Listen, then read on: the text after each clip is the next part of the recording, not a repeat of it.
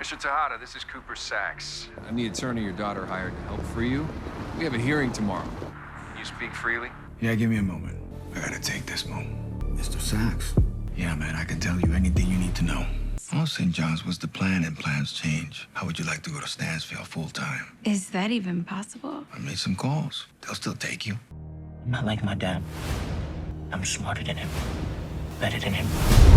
What up, welcome back to the channel. I'm Monet, and we are locked in. Lorenzo Tejada.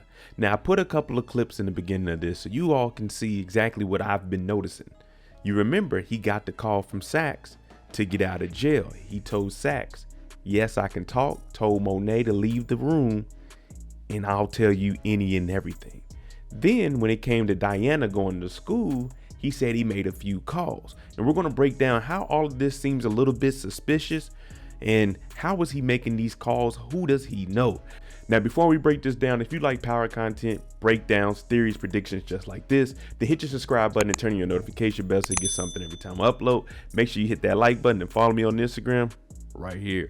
Now, Lorenzo Tejada, he might have a little bit of connections from the time he was in jail, but does he have enough to pull his daughter into Stansfield day one and get her a room with a Weston? So let's jump into it.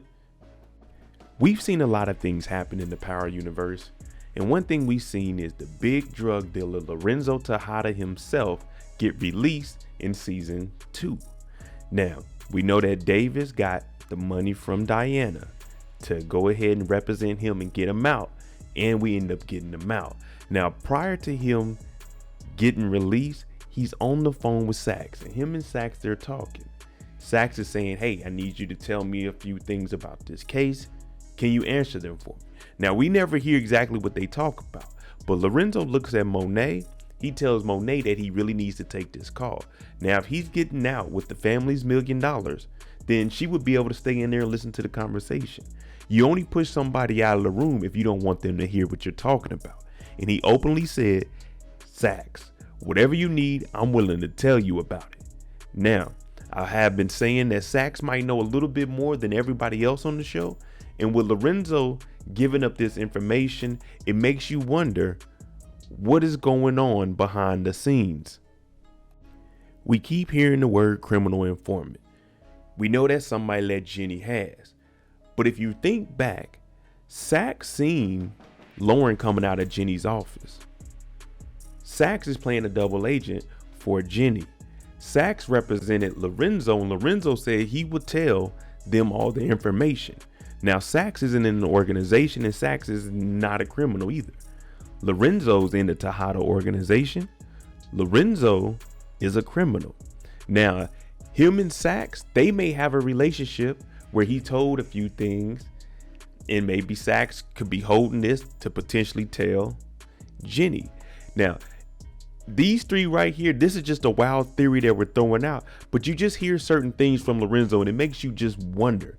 Because when Diana was trying to get into school, Diana wants to know herself, how is all of this possible? She was going to St. John's, school was just about to start, and she got accepted.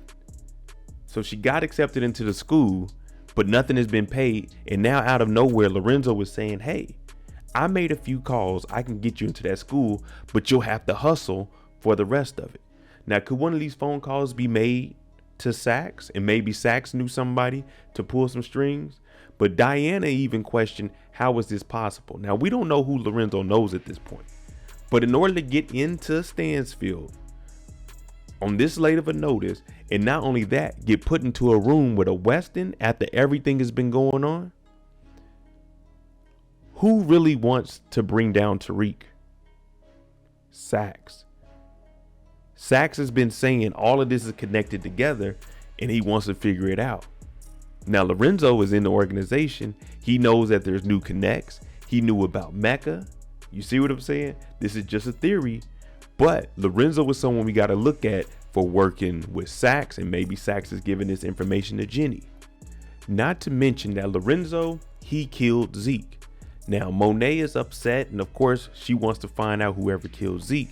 And the reason I go along with this theory is because you heard Monet say Lorenzo is supposed to be getting answers about who killed Zeke. Lorenzo hasn't gave up any information because he's the killer. Now, where's Lorenzo at during all of this? Is he reporting back to Saxe to let Saxe know things that are going on? Because Davis is representing the family as far as it comes to Zeke and anything else that they got legal going on, like the potential RICO that we heard Blanca and Jenny talking about. And Jenny kept mentioning she had a CI on the inside. Now, with this murder, Lorenzo nowhere to be found, it just leaves us out there wondering, maybe Lorenzo could have a connection. And that connection is he can talk to Jenny and set things up. And if you stick to that storyline, it actually plays out well with the story of Zeke being dead. Now, we know that Monet at this moment says she can't trust anybody. Lorenzo's supposed to be getting information. Lorenzo's not bringing back any information. Tariq was the only person with Monet when all of this happened. Of course, she's not going to think that Diana or Drew or Kane did it. Maybe Kane.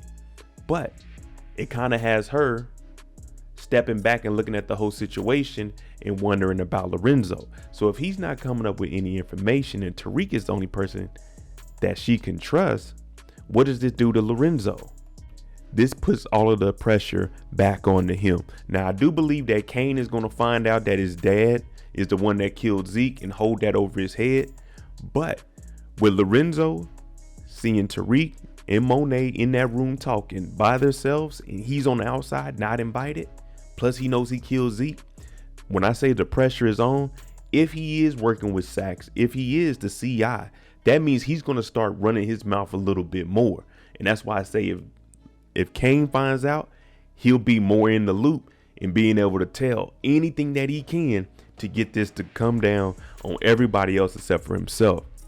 So Lorenzo, I got him high on my list. And I know right now, this is the big thing that we're talking about. Who is the CI? Who does Jenny know? Who does Jenny have the information that she would tell them that Lauren is alive? It's all kinds of stuff going on with this right now. We need to find out who the CI is. And then I think we can all start to rest. But as of right now, I do have Lorenzo in my top 3. And I'm going to keep a close eye on him because everything I've seen seems very suspect. All right, let me know what you think about Lorenzo. Could he potentially be someone that works directly with Saxe? And we know Saxe is playing a double agent right now. He's getting information from Davis's side, giving it to Jenny. He's even taking information from Jenny and giving it to Davis. So everybody's involved here. But can we really look over Lorenzo? He plays a huge role because he killed Zeke. But what if he's been talking a little bit too much and giving up more information that is needed? Let me know what you think. I'm J. Put the comments down below. Is Lorenzo in your top potential CIs? If you like this kind of content, hit that like button, hit that subscribe button. Thanks again. I'm J, and I'm out.